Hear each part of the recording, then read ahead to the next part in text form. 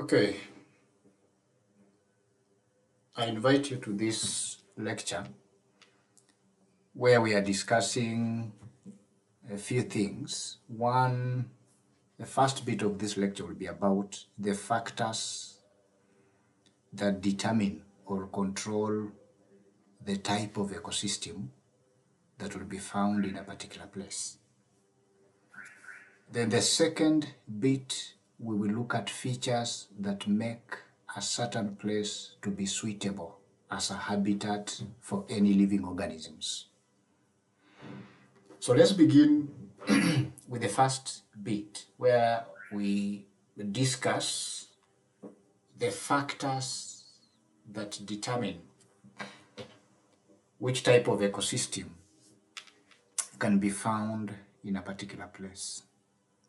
So the kind of ecosystem that one can find in any given location or place is mainly dependent on two things: the climate of that particular place and the type of soil, the soil features that exist in that particular location. With climate, two main things will influence the type of ecosystem. One is the temperature, and two is the amount of rainfall that is experienced in that place. In terms of soil, we look at a few factors or features of the soil that exists in that place. One is the fertility of that soil. With fertility, we just refer to the nutrient content, okay, the amount of nutrients that that particular soil has. The second bit is the pH of that particular soil, and with pH, most of you will know, we are just referring either to the level of acidity or alkalinity that a particular soil in any given location can be associated with. The other bit is the drainage of that particular soil. And with the drainage, we just mean how well water is able to move through that particular soil. So let's begin with the influence of climate. Under climate, we talked about two things. One is temperature. So temperature affects how fast plants can actually grow, and it also affects the type of vegetation that can actually survive in a particular place. In a place where the temperatures are hot and the same place receives plenty of rainfall all the year round, you'll find that plants which are able to grow in that place end up being tall, and with that, they form thick forests. Then when you look at these plants, you realize that they'll be having very large leaves. These large leaves aid these plants to capture sunlight.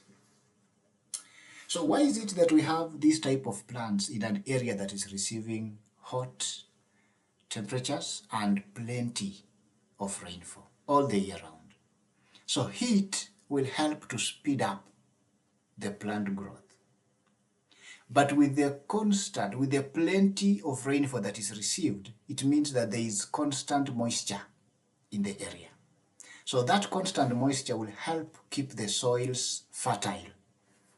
So because the soils are fertile, these soils will now be able to support several layers, many layers of vegetation. So in a particular area as such, you can find trees, you can find shrubs, and you can find climbers, because the trees are tall. So those tall trees will be having other type of trees that climb on them so that they can also have the ability to access sunlight at the top. So in an area with a warm temperature, but plenty of moisture, you end up with plants that are tall, those tall plants will be plenty, will be many, okay, many plants. So they end up forming a forest that is thick because it has many plants. Then those many plants will have large leaves so that they have that ability to capture sunlight. What happens in an area that is encountering cold temperatures? So when the temperatures are low, then they will affect the growth of plants. Okay, so cold temperatures are at times too low for trees to grow. So with that, there will be some trees, some types of plants that will grow. These are small ones, like the moss, like the lichens, and some types of grasses which are hardy, okay, which are capable of surviving even in the cold temperatures. So because of the low temperatures, the plant metabolism will be slow. Then soils, because of the low temperatures, will almost all the time be frozen. Once the soils are frozen, then the nutrients will be unavailable to the plants, because nutrients are transported to the plants when the nutrients are dissolved in water. It means the soil needs to have water as a liquid, not water as a solid. So because of the low temperatures, the water will freeze into ice. The soil is also frozen. So it means the nutrients that are in the soil cannot be accessed by plants. For anyone who's gone up any mountain, as you go up the mountain, you realize that you end up finding very small shrubs. You only find lichens at the top, because these are the ones that are able to survive the cold temperatures, the frost, and the strong winds. Because remember, at the top you don't find tall plants which can act as wind breakers. In an area that has, or that is associated with the seasonal climates, meaning is an area that has both wet and dry seasons. Okay. So when an area has wet and dry seasons, it just means there is a rainy season that is followed by a dry season. So in such a case, tall trees will struggle to survive.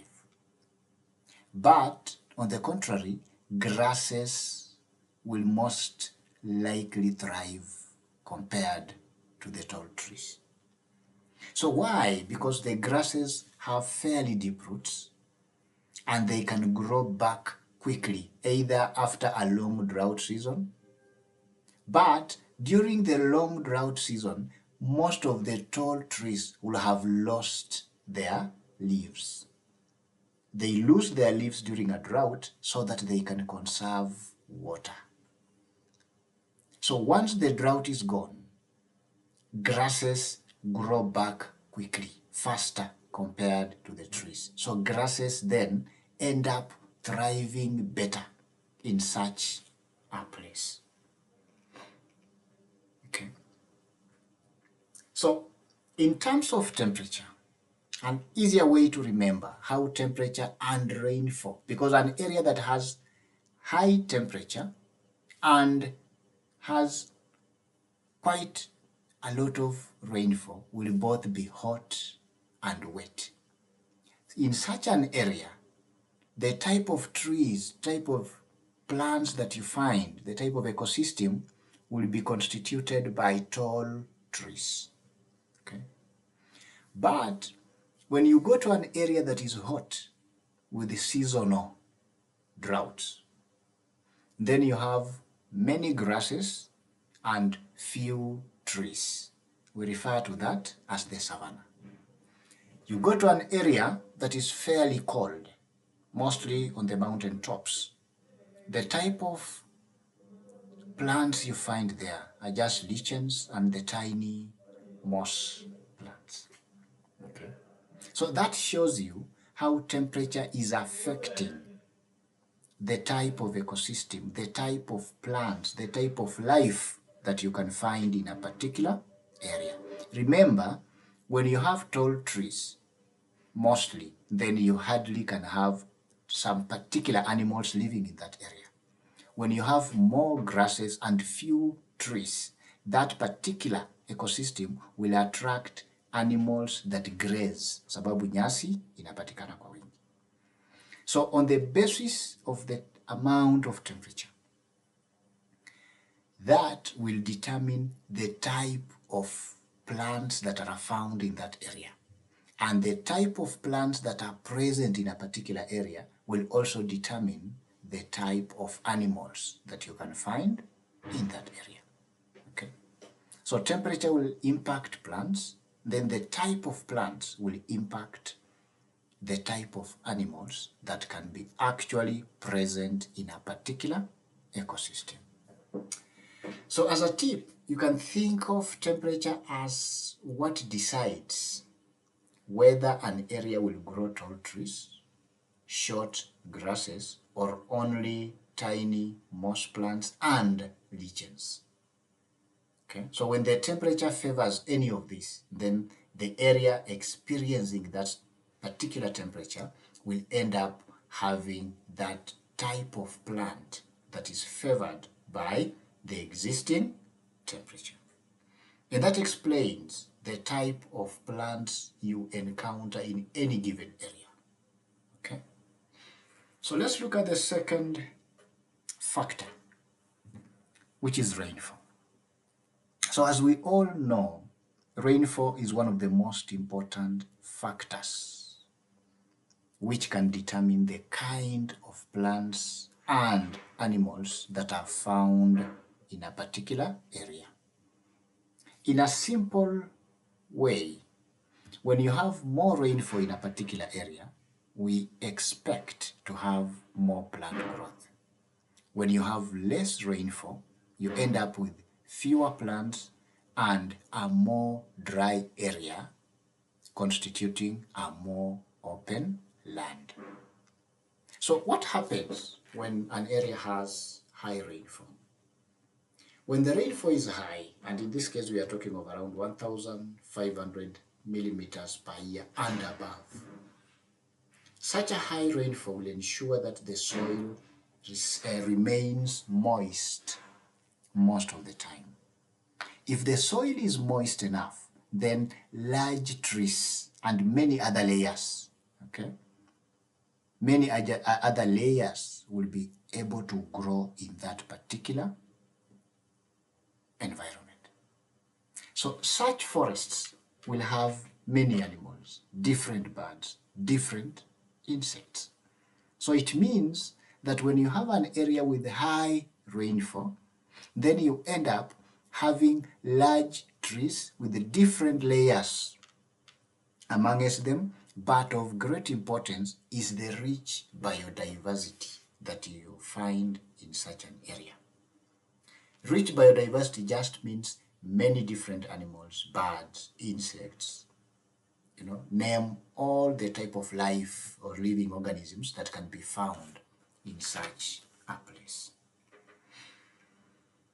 On the other hand, when you have an area that has moderate rainfall, when the rainfall is moderate, in this case we mean between 500 and 1,000 millimeters per year, such amount of rainfall will support grasses and some scattered trees, but it is not enough to support dense forests.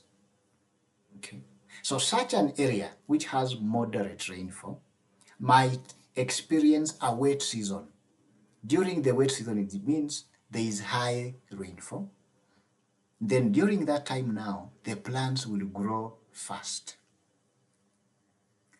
After the wet season, such an area is likely also to encounter a dry season. With a dry season, it means there is not enough water, so the plant growth is arrested. And during that time, the land looks brown because most of the plants are now not experiencing a favorable period for their growth. But because the moderate rainfall is able to support grasses, it means in such an area you find most of the animals that graze. Then equally, because you have most grazers, there will be predators around, because the predators are not feeding on the grass, but they are feeding on the grazers. Okay?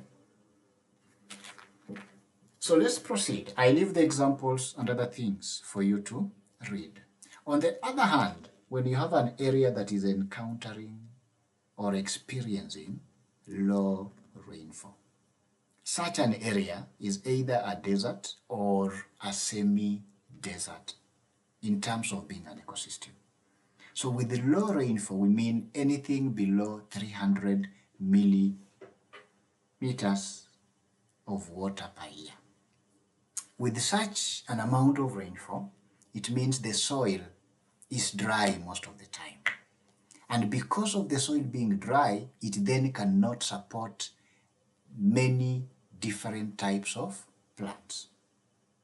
But it is only capable of supporting plants that are able to withstand or resist the drought conditions.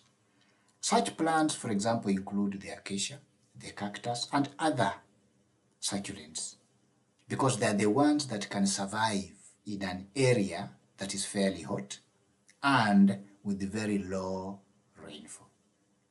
So what it ends up implying is that the animals and even the people who are found in such an area with low rainfall, such animals and people will have special adaptations to enable them not only save water, but also survive the heat that is within that particular ecosystem.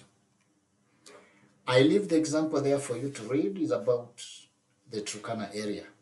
Okay. So, as a summary, whenever there is high rainfall in a particular area, you will experience dense tropical trees. With that, it will equally come with different types of animals. When the rainfall is moderate, you have grasses and trees that are just scattered. With such an ecosystem with grasses and scattered trees, you'll have many animals that graze because they need grass. But as you have many of those animals which graze, they will lead to an increase in the number of predators. The predators are there not because of the grass, but because of the grass eaters.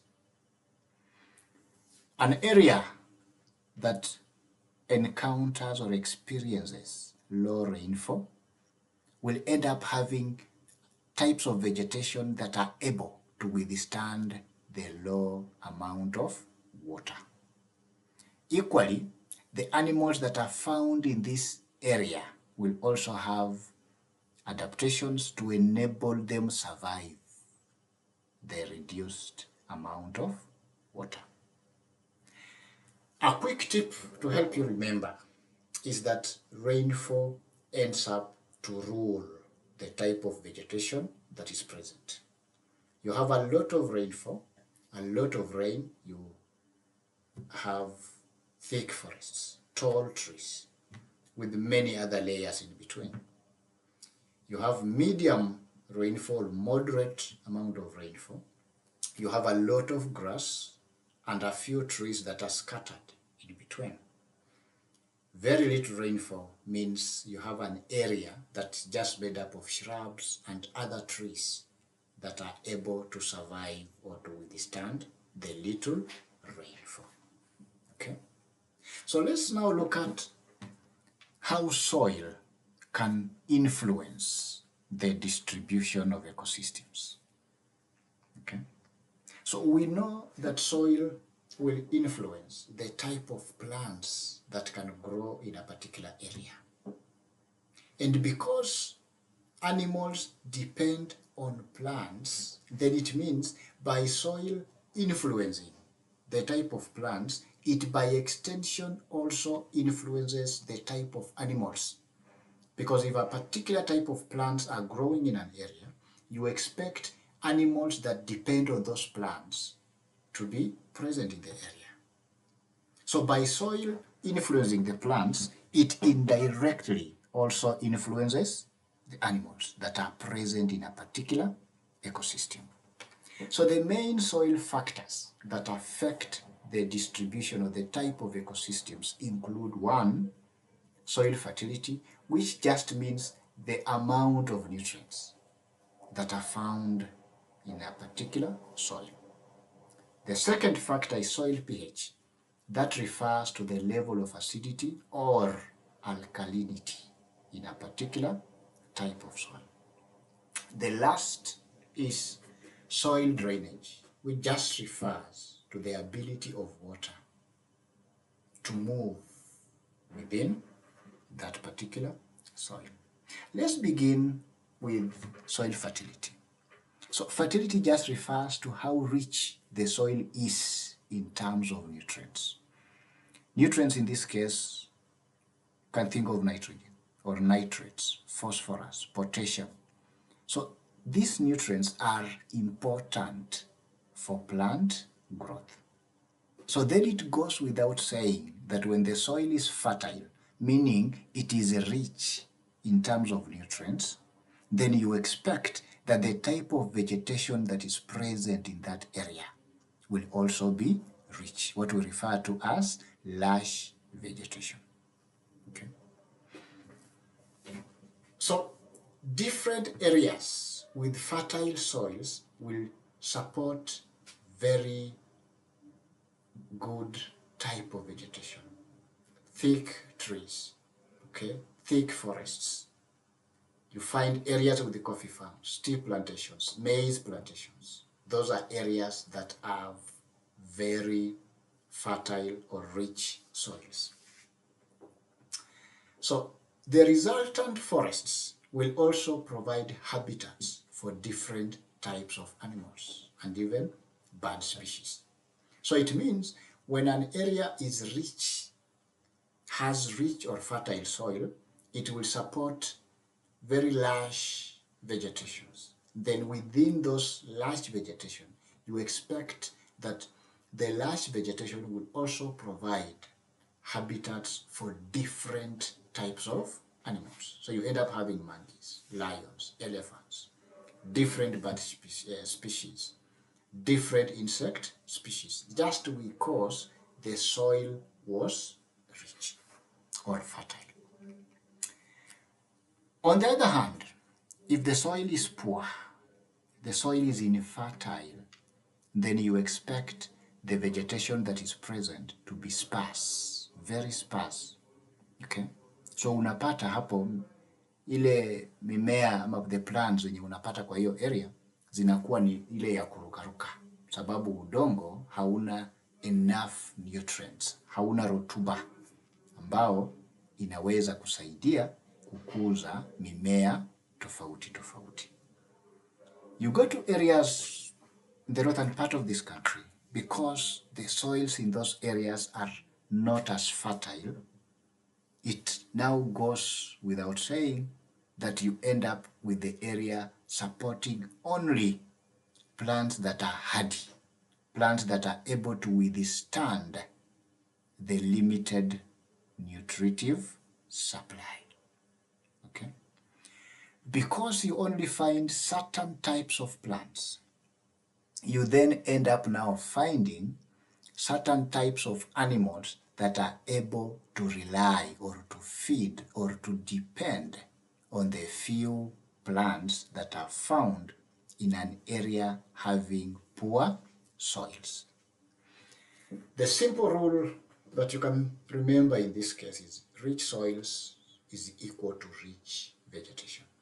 Then poor soils is equal to poor vegetation. When you have rich soils, you have rich vegetation. Then you'll have rich diversity. Okay? You have poor soils, you have poor vegetation, then you have a decreased diversity because you have just the type of animals that are able to survive on the few plants that can thrive in an area having poor soils. Let's now move to the other factor, which is soil pH. With the pH, we are referring to the level of acidity or alkalinity. Okay? So when the pH is more than 7, then the soil is acidic. If the pH is equal to 7, then the soil is neutral. But if the pH is less than 7, the soil is acidic. If the pH is equal to 7, the soil is neutral. If the pH is higher or greater than 7, then the soil is alkalinic. Okay? So we have different plants that prefer or that can thrive at different pH levels. So it means then when the soil is acidic, then only special types of plants, special types of forests that are constituted by plants which are able to grow well in soils that are acidic will be found growing on those soils. Such forests will provide habitats for a given type of animals. So because the pH is acidic, it supports just some special types of plants, like the bamboo plants, for example. Zile zenye zinaweza zikastahimili the acidic nature. Then the types of animals now that can thrive on the types of plants that are able to grow in the acidic soils are the ones that will be present in those forests. When the soils are either neutral or alkalinic, then equally they will be able to support just different types of plants. The plants that are able to grow either in a neutral or an alkalinic soil in terms of pH. Okay? So different type of pH, different type of plants. Then the different type of plant means different type of animals that can dwell in that area. Let's now look at the soil drainage, which in a nutshell just means how easily water can move or pass through the soil.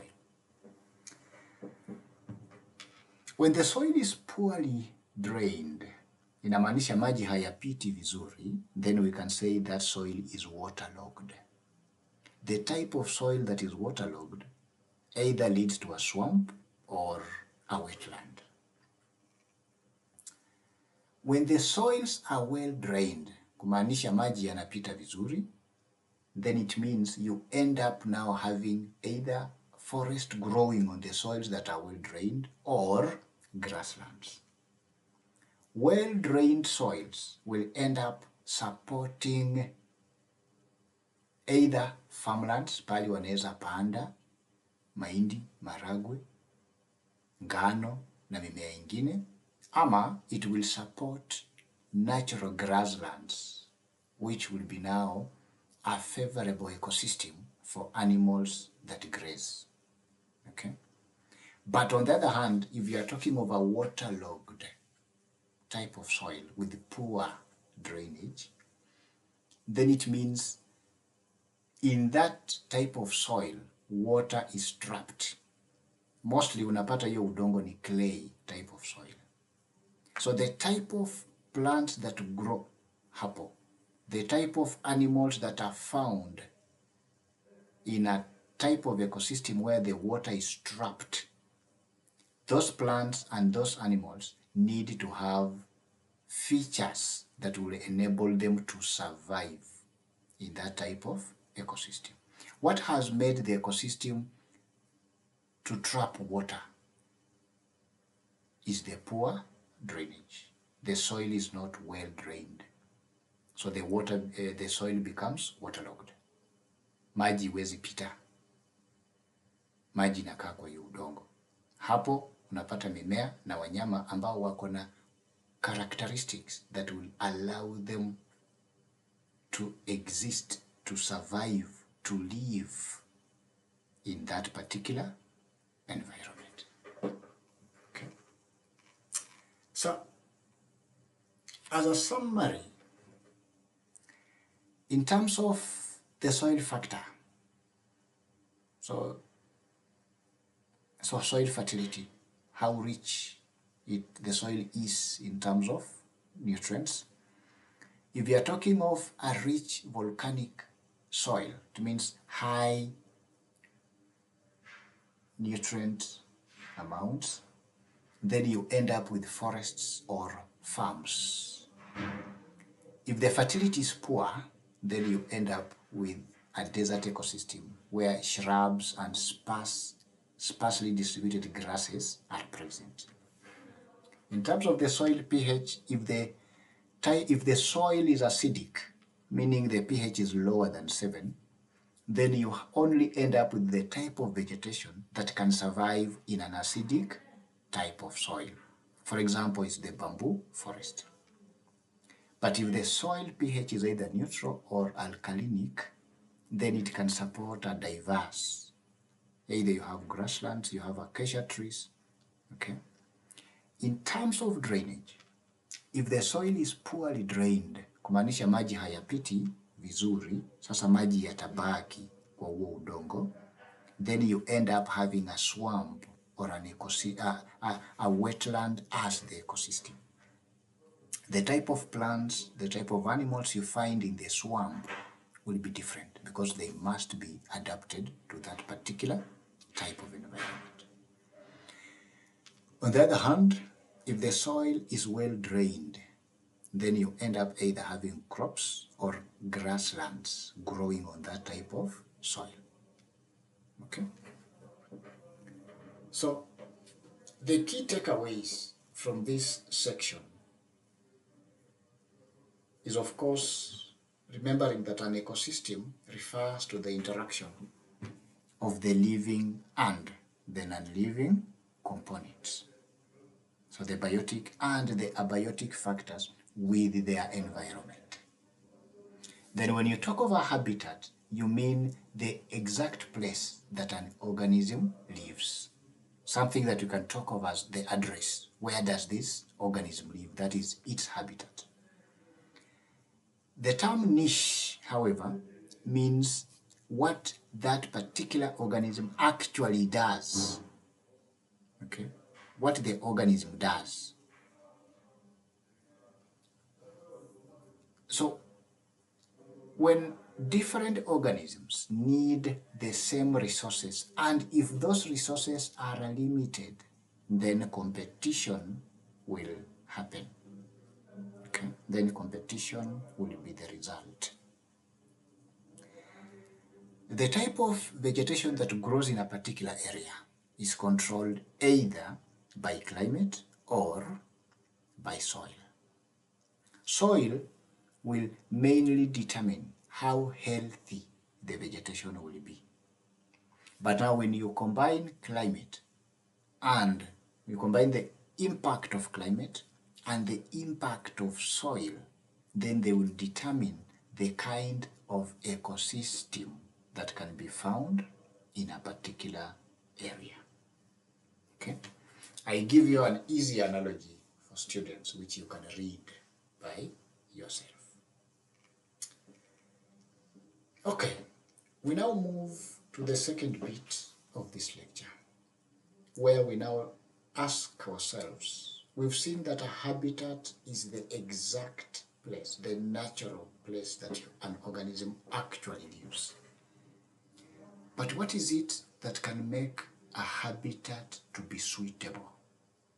What makes a particular organism to live in a particular place and not the other. Okay, and not the other.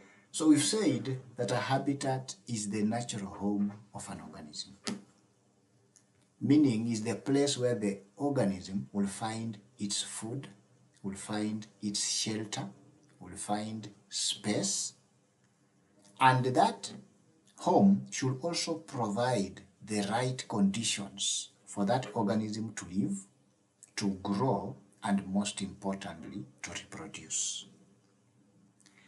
So it means then for a habitat to be termed as being suitable, it needs to meet all the basic needs of life.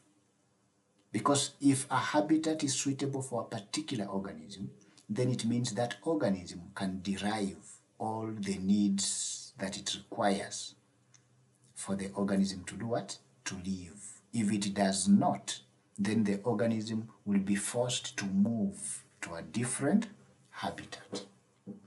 So let's see some of the vital features that will make a habitat to be suitable.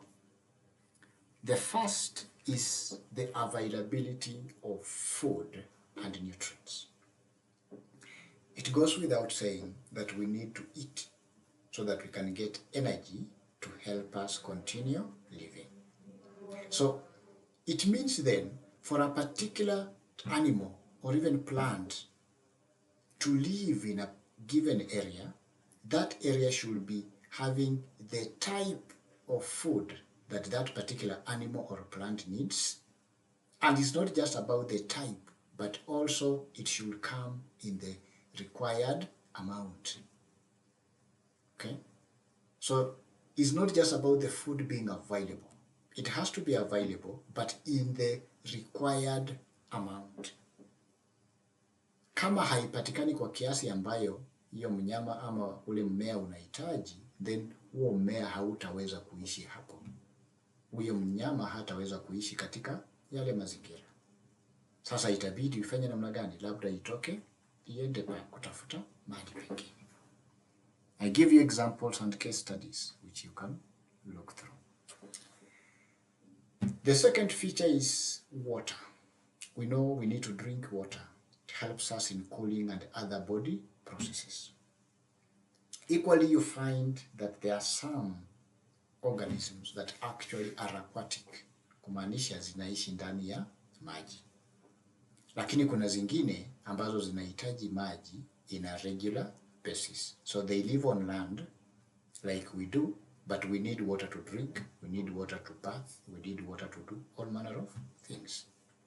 So it means now, if the water is not available, or it's available but in a volume or a quantity that is not enough, then organisms that need that water in that given amount will not be able to survive in that particular habitat. Okay, because water is essential.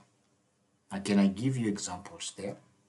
About camels, you find them in Turkana or in other desert ecosystems. Then the frogs that are found near ponds. The other feature is the presence of shelter and the amount of space. Organisms, particularly animals, require shelter. Shelter helps them to hide from predators. It also helps them to rest. Usiku unahitaji pahali ya kulala. Then it also helps these animals to raise their young ones.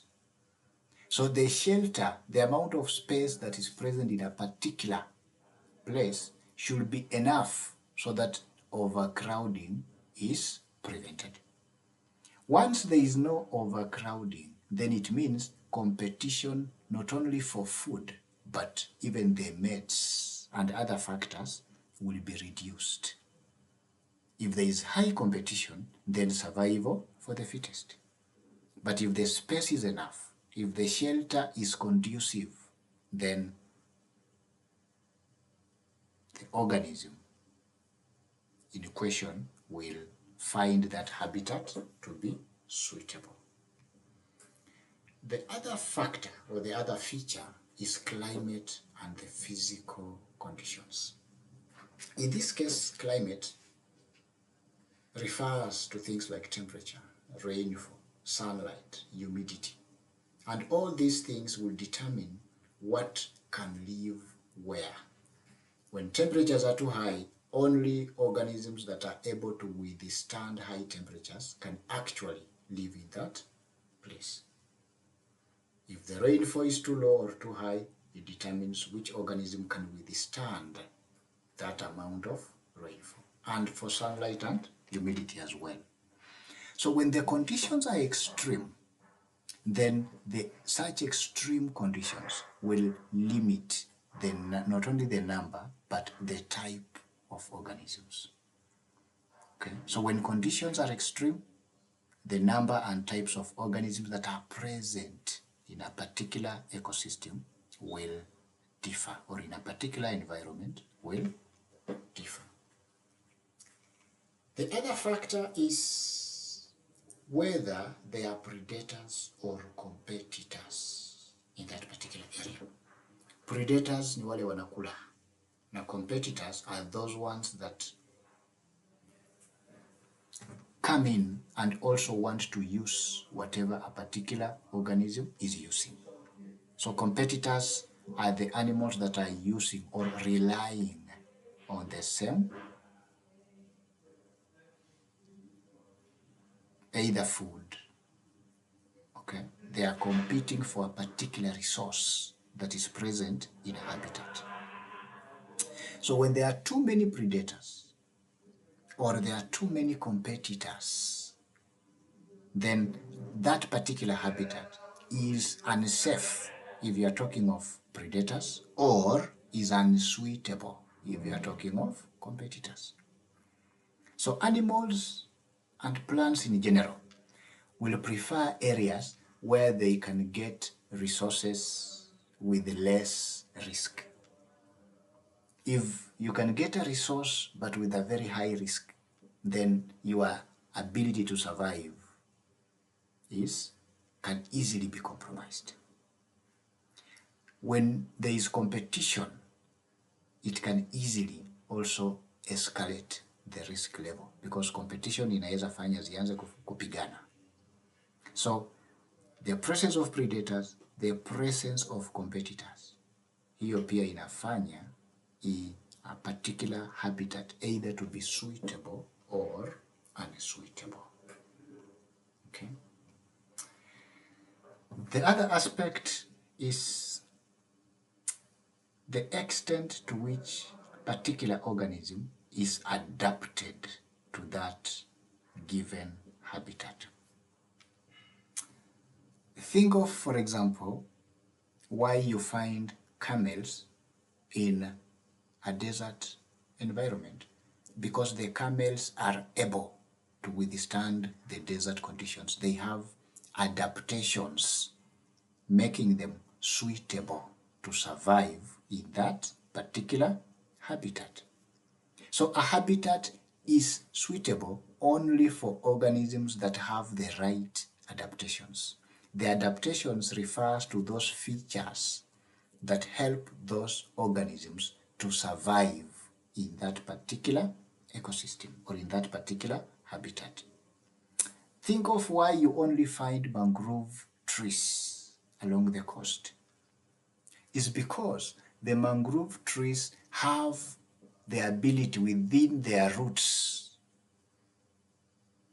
to filter salt and breathe even when they are in an area that is not only salty, but also in an aquatic environment. Okay?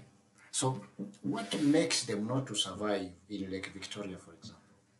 There is no salt in Lake Victoria. So they need to survive in an area where they are adapted. Okay? You go to a salty environment, you find mangroves. Okay? Another component, another feature that will determine the suitability of a habitat for a given organism is the presence of either breeding or reproductive sites. For the continuation of any species of any given organism, that particular species or organism should be able to access a habitat that has that ability to provide suitable places for the organism to not only breed or reproduce, but also raise the young ones. So if the habitat does not have proper sites where an organism cannot breed, or even if when it breeds it cannot raise the young ones, then it means that species cannot successfully reproduce in that given habitat. With that inamaanisha, then that organism cannot survive, because hiyo mzee kubwa itakufa, inatakana hiyo ndogo ndio iendeleze generation. So if the sites that are present are not proper for that particular organism, then that species cannot reproduce successfully. The numbers cannot increase. Okay? The numbers will not be able to increase. So in essence then, a habitat can be termed as being suitable when it provides the following. 1, enough food and enough nutrients. 2, adequate amount of water. 3, shelter that is safe and has enough space.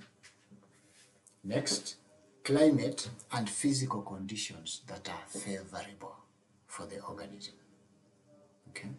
Then next, when the number of predators and competitors are fewer. Okay.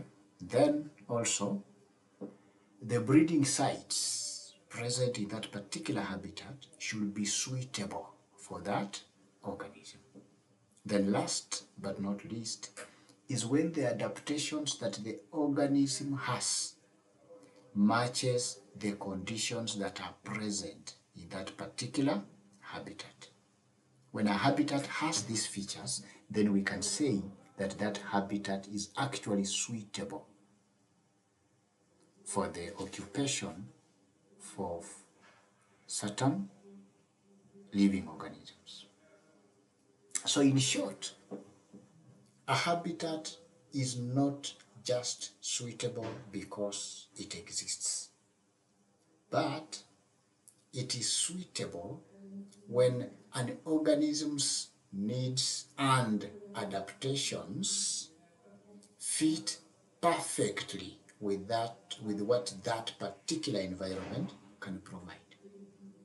Okay, so the needs of that organism, the features that the organism has, should fit perfectly with what that given environment can actually provide.